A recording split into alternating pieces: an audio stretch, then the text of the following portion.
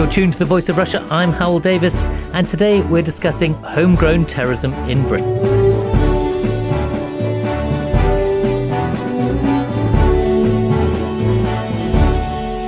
The plan was to recruit an 8-strong team of suicide bombers to cause carnage on the streets of Birmingham. The 3 ringleaders said they wanted to emulate the 9/11 bombers with the scale of the killings. But last week, Irfan Naseer, Irfan Khalid and Ashik Ali were convicted of terrorism offences and now face life in prison. The security services are reported to be warning that the Birmingham plotters might be the first indication of a new generation of homegrown terrorists.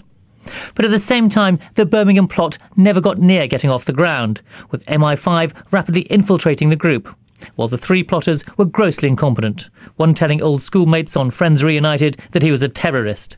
So is there a real and growing threat of homegrown terrorism in Britain?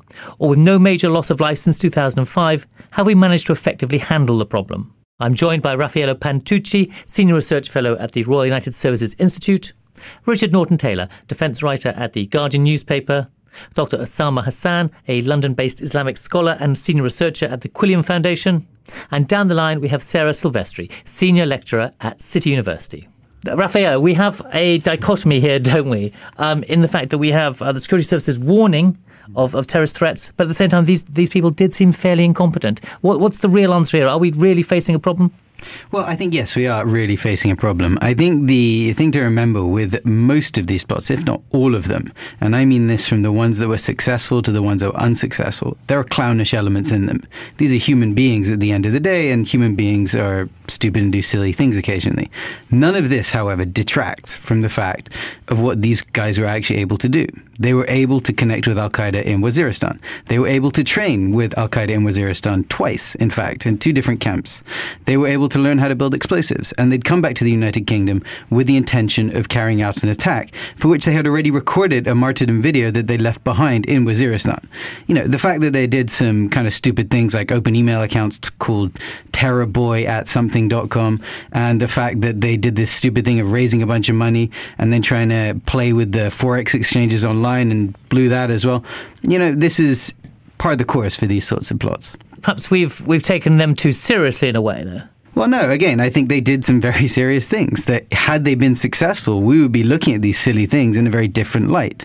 I think the fact is that they were disrupted early because the security service had very good penetration in this group. They had a very good overwatch of them, so they were able to disrupt them at an early point. So as a result, all we see is a group of guys who were interdicted, who were not able to carry out an attack. I don't think it detracts from the fact that they were intending to try to carry out an attack. Dr. Hassan, what do you make of this? Some people have said they were almost so incompetent that they weren't relevant. No, I disagree with that. And I'd also disagree with the idea that they're the start of a new generation. I think that new generation started with the July the 7th bombers, if not before, who, of course, were quite dedicated and quite professional and unfortunately carried out their plans.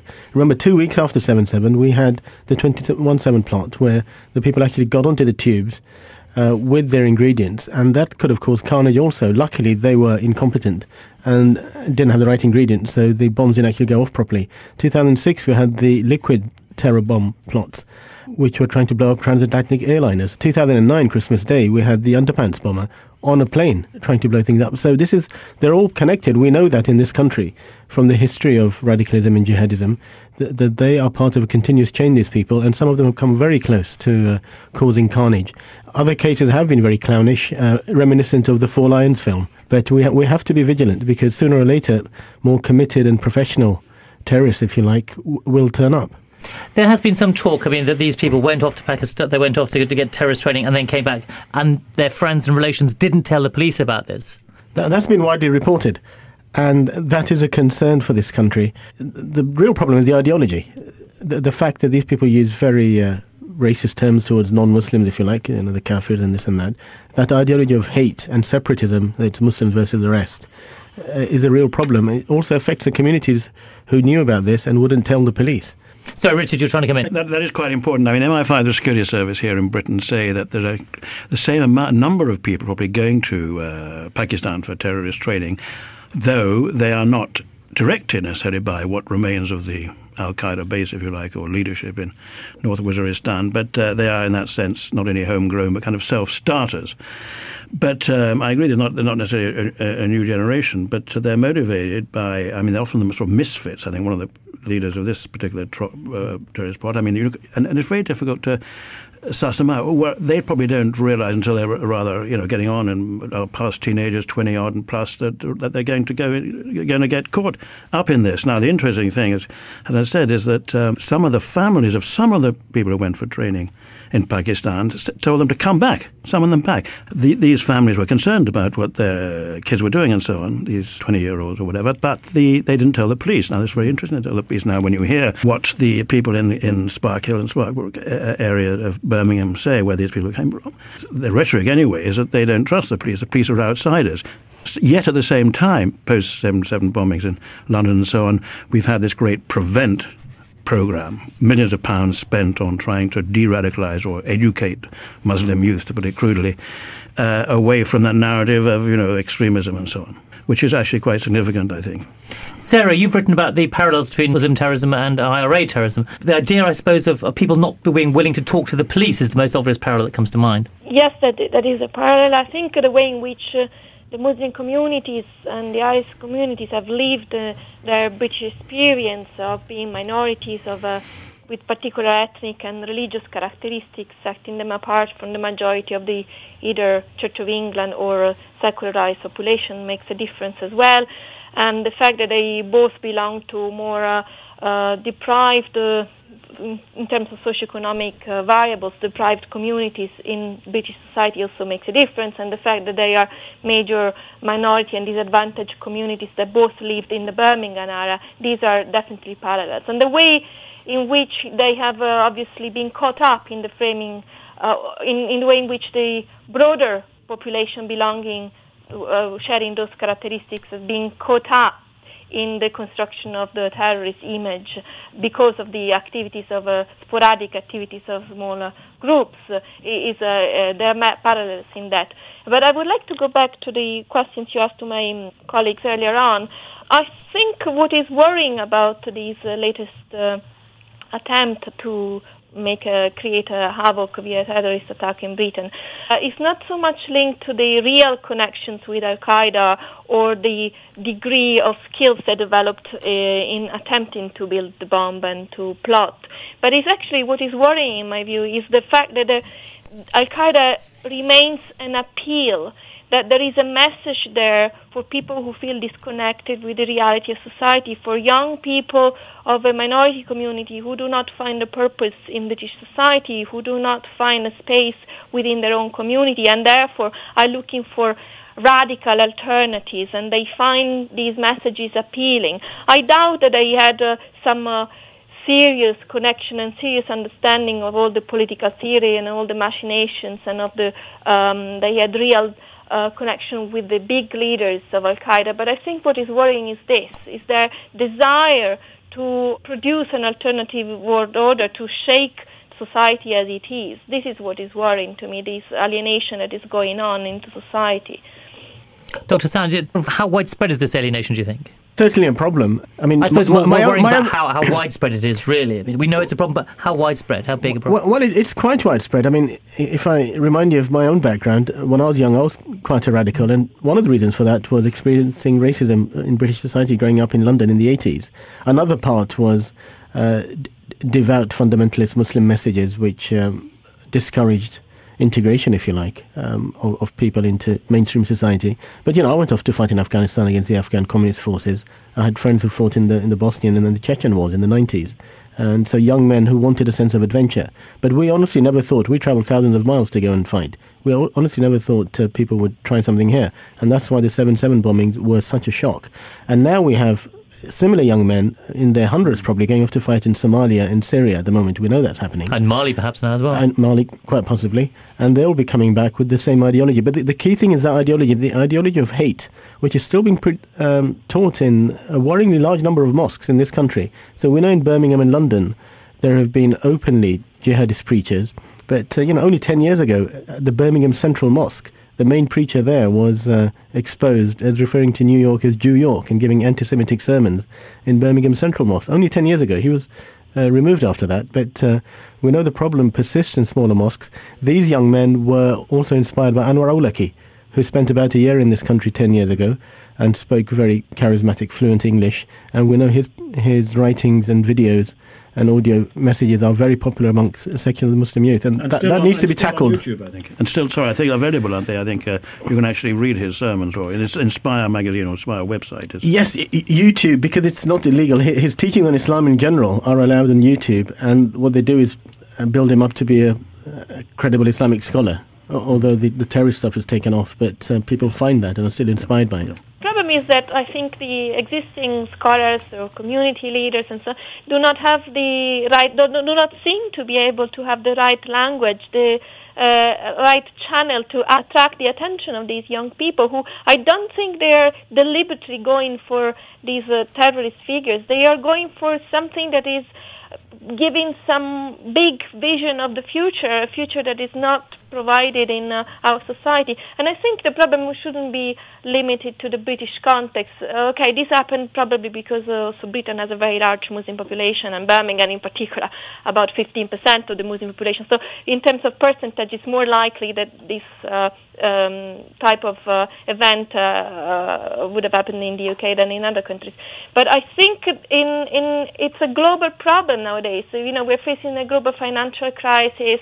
Our economic models, our ideologies do not seem to have produced anything useful or helpful for society. And so what is left in society is these radical voices.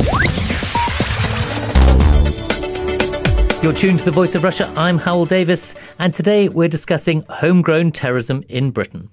I'm joined by Raffaello Pantucci, Senior Research Fellow at the defence think tank RUSI, Richard Norton-Taylor, the defence and security writer at The Guardian, Dr. Usama Hasan, a London-based Islamic scholar and senior researcher at the Quilliam Foundation, and down the line we have Dr. Sara Silvestri, Senior Lecturer at City University London. Raffaello, do you think Britain, as Silvestri just said, is uniquely vulnerable? No, I think England has a specific set of historical contexts that have meant that there's been a problem here which has maybe been deeper or expressed itself more frequently than in other countries. This has to do a lot with the South Asian connection, which I think, as Dr. Silvestri maybe downplayed the link to Al-Qaeda, I think it's important because there was a point at which Al-Qaeda moved into Pakistan. They moved from Afghanistan to Pakistan, so their networks were all there. For British Muslims who are looking to go fight, this is the natural place to go because they have the connections out there, the family out there and everything else. So this means that this particular link has been very strong with the United Kingdom. I think the point that the UK has a larger Muslim community than other European countries isn't actually necessarily totally true. France, for example, has a very substantial Muslim community and has had some similar problems, but the links for them have been elsewhere, to sort of North Africa, to Mali in particular, which is why the French are particularly agitated about that, amongst many other reasons. I think the other thing to emphasize is that this question of deprived communities, because there is a tendency sometimes to make this connection that it's an economically poor community or situation, and therefore that is somehow the feeder. Now, I think it's possible it may paint as part of the backdrop. However, if you look at the individual cases in a lot of these terrorist plots, these are not individuals who are living on the poverty line or are miserable. Some of them, in this case, we have at least one of them who had an advanced qualification of a degree, maybe more. I can't remember the exact profiles of all of them right now. So I think these are individuals who I think to look at it from an economic lens alone is incorrect. I think we have to think about this as they see a sort of sense of blocked mobility. This figure people are observing the socioeconomic situation around them. They are obviously they're better off. They're more in privileged position in a way compared to the deprived community, but they are able to conceptualize in their own way. But Sara, I think Raffaello is right. There is a powerful element of the ideology here because many of the terrorists, British terrorists, and around the world have been university graduates, very bright people. The Underpants bomber is a good example. He was a UCL graduate. He was president of the Islamic Society, a very bright and eloquent young man. Roshan Arachadri, who tried to stab... Yes, but in fact, I wasn't saying that they are the bright. Yeah. My point is the ideology cannot be discounted, and that's something British Muslims and the Muslims the world over. Extreme Islamist ideology or politicization of Islam and then the misreading of jihad for the modern world is a very serious problem which infects Muslims the world over. And I think British Muslims now, after this latest plot, really have to be more vocal and take it head on. Richard, you wanted to come in, I think. one of the interesting things is the geographical shift now, because, Pakistan, a lot of people are still going there for obvious reasons from Britain, but Syria, they're wanting to go there, some are, but I think MI5 seem to have pretty good sort of latch on them because there are not that many, and it's more difficult to get there, I guess. Also, West Africa is a new thing. Now, there are, according to security services in Britain, some people from Britain who've been to Mali. Why Mali? The French Mali, middle of the West Africa, Francophone Africa and all that. No colonial or historical tradition links with Britain, but they are going there. They're looking for places. Also, I think the Security Intelligence Services say here about West Africa could be the new sort of a new area because links with drug money coming from Latin America and money from kidnapping, which is a sort of newish thing as far as British scene is concerned. Isn't this a terribly worrying picture we've got here of this spreading all over the place? Lots of little explosions happening and British people being drawn towards doing this. Or not all over the place, but to different places. You've mentioned three now. We've got Pakistan, Syria, Mali. Across Africa now, across what we call Francophone Africa, where not so long ago, I think the British Security Service is no longer, that sort of links with France. These guys in Algeria or Al-Qaeda in the Islamic Maghreb are not actually interested in Britain. But there are more links, which... But obviously these links are not coming out of the blue. These people are actually observing some transformations in international relations. And they are, I'm not justifying the way in which they rationalize the answer, but they are trying to respond somehow to some injustices, some misplacement of power in global politics, or as well as on a local level. They are trying to respond. What I'm saying that we have to be able to find alternative ways to tackle the issues that are, in fact, of at the heart of their attention. I agree with some of that. I mean, grievances against Western foreign policy are often cited, and the ringleader of the 7/7 bombers said that in his martyrdom video. Clearly, he referred to Iraq. He said, "This is a war, and I'm a soldier, and you are killing my people in Iraq, so I'm going to kill you." Talking to the British, it's not only Brits, of course. Americans and Canadians, other European nationals have fought in Syria, in Somalia, and other places. And Richard's right. People are looking for a theatre of war. This is based on the jihadist ideology that you just have to carry out armed jihad somewhere. And back in the 90s, you see, our generation were into that. We found Afghanistan as a place to go and fight. Then later it was Bosnia, much closer to home, easy to get to. And some British Muslims even got to Chechnya to fight there because they were looking for somewhere to fight. Now, one of the ways to address all this is people are entitled to be angry about brutal foreign wars and unjust foreign policy, but the way to address it is through more integration, democratization, and of course the Arab Spring, if it encourages democracy, will really help. Because one of the problems which helped strengthen the extremist Islamist narrative over the last 50 years was the fact that we had brutal Arab dictators in most of that part of the world and in other Muslim majority countries, and they were largely supported by Western governments. And that policy fell. That helped lead to the rise of Al-Qaeda. Osama bin Laden was seen as the only Muslim or Arab leader who was willing to take on the West and Israel and everything else, and plus Iran as well, another extreme Islamist movement there. You're tuned to The Voice of Russia. I'm Hywel Davies, and today we're discussing homegrown terrorism in Britain. I'm joined by Raffaello Pantucci, Senior Research Fellow at the defence think tank RUSI, Richard Norton-Taylor, the defence and security writer at The Guardian, Dr. Usama Hasan, a London-based Islamic scholar and senior researcher at the Quilliam Foundation. And down the line we have Dr. Sara Silvestri, senior lecturer at City University, London. Raphael, sorry, you wanted to come in again? Well, I was just going to say there is an interesting question which I think Richard has raised, and this idea that the threat picture has sort of diversified and we hold these new different spots which are now of concern and which are drawing fighters in. But the question which is fascinating, which comes up especially hearing Usama, is this dilemma of people are drawn to these fights abroad. But in not every situation do they come back and do something at home. And it's that sort of the balance of which are the ones where they are going to come back and do something at home and which is the ones where they're just going off and having a very exciting sort of summer holiday, basically. Sort of going to shoot guns, run around camps and, participate in a war, which for a young man is quite an exciting thing to do. It's very empowering. You're fighting on behalf of your community. It's sort of easy to see why this is so enrapturing. And I think Syria in particular is an area, is a battlefield which is having this very strong appeal. I think certainly here in the UK and I think maybe elsewhere in Europe as well. But I think there is this question now of what has happened to Al-Qaeda as an organization. Now, I think Al-Qaeda as an organization, since the death of bin Laden and since the Arab Spring in many ways, the actual core of it sitting in Waziristan has been degraded substantially. This is because of heavy intelligence attention. This is because of heavy drone pressure. Now, what's interesting is that what it does mean is that the different grouplets which call themselves Al-Qaeda or appeal to the same rhetoric or use the same language or even maybe have individuals who did train with Osama in Waziristan, it's not totally clear to me that they're all moving in the same direction. I mean, ideologically, they're in the same sort of space, but they're maybe not as focused on attacking the West or something. Maybe, for example, in Mali, they're more focused on building an emirate in northern Mali and turning that into a sort of safe space for them to sit around and establish Sharia law and then grow from there. The danger of that, though, is that you have another Afghanistan, which plots Well, exactly. It's the ungoverned space question, which is where we next go. But I think there's a very interesting question there about the sort of the movement's desire and intent to launch attacks. Ungoverned space is where it's at. I mean, ungoverned space is miles and miles square, hundreds of square kilometres in the Sahara and so on. And and the other question which happened, how do you counter it? Because they say you can't. And the great cliche, the mantra by the Security and Intelligence Service, the military, which I follow quite closely, is there's no military solution to this, which obviously there isn't. But maybe there's economics as well as democratization. There's the whole question of development and poverty and all that stuff. But how do you counter it? How does Western force, the French forces are there with British help and other American help now with drones and stuff, surveillance drones, unarmed drones yet. So that is a big question. I think it's going to go on and on and on.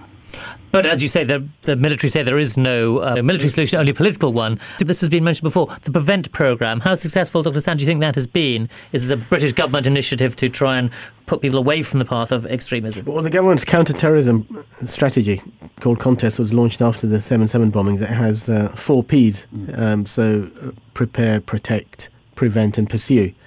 And prevent is trying to stop people becoming radicalised and has it been a success, do you think? It's had a lot of success, actually. It's been slow progress because this is a real mountain to climb. And world events can quickly change things very quickly. So for example, there was a decrease in the number of people going to Pakistan and Afghanistan to train and fight because the training camps had been closed down there by the Pakistani government and others. And then Syria and Libya before that kicked off, and now Mali. So it's very easy for people to find a new theatre to go and fight. So things are moving on the ground very quickly. And the PREVENT strategy, really the long-term one in terms of getting communities on board. And this case has highlighted the fact that those communities did not go to the police. I think that will be highlighted. So people are far more likely to condemn the terrorism, which is good, and also move away from conspiracy theories. Because until recently, there were again major community leaders in this country talking about 9/11 and 7/7 as conspiracies. This time, at least they're not. They know finally that it is Muslim young men who are hatching these plots.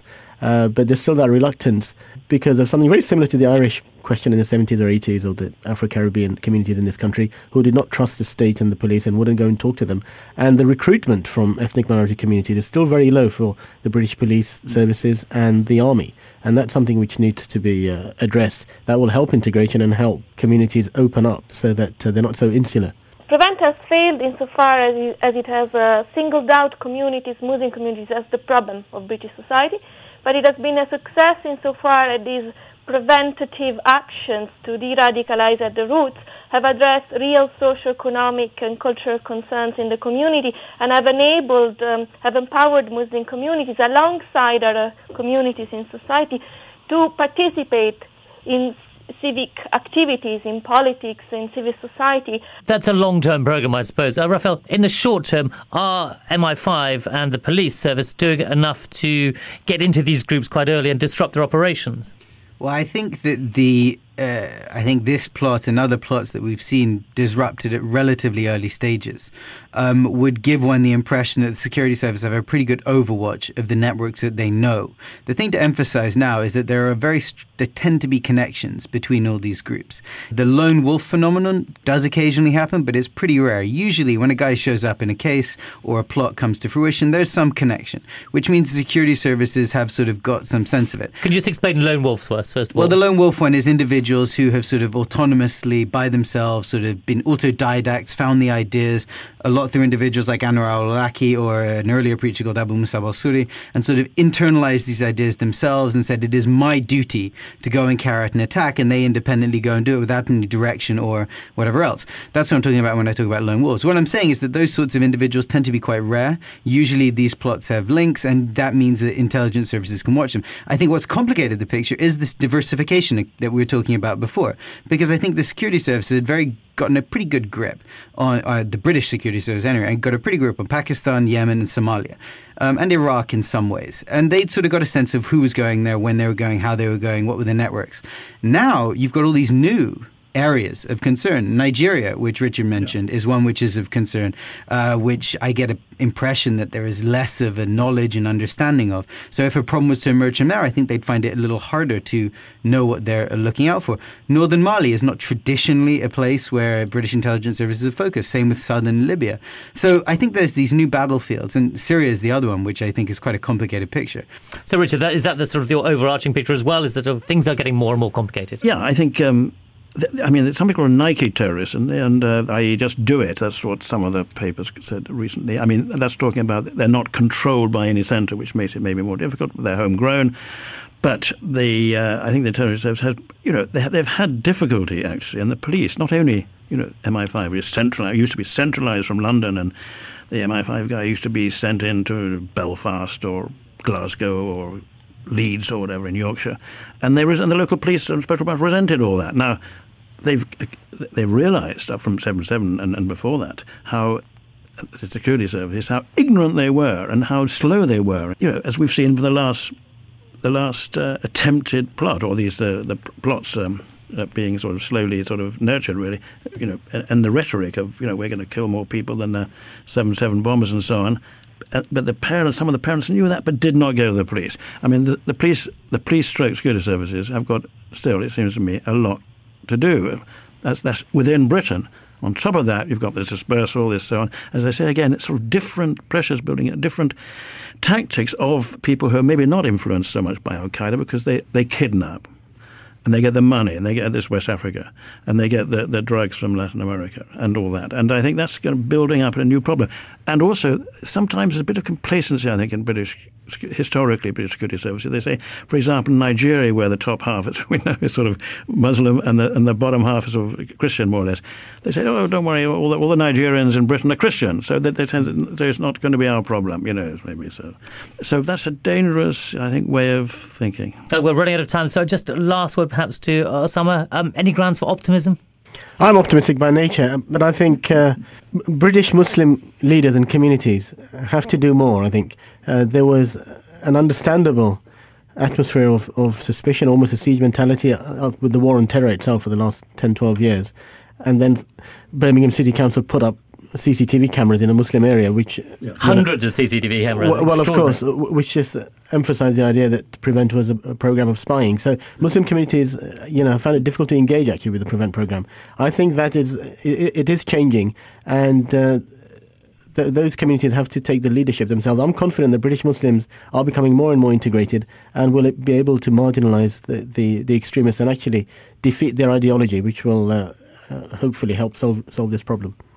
OK, that's all we have time for. Thank you all very much for taking part. Thank you then to Raffaello Pantucci, Senior Research Fellow at RUSI, the Royal United Services Institute, Richard Norton-Taylor, Defence Writer at The Guardian, Dr. Usama Hasan, a Senior Researcher at the Quilliam Foundation, and down the line, Sara Silvestri, a Senior Lecturer at City University.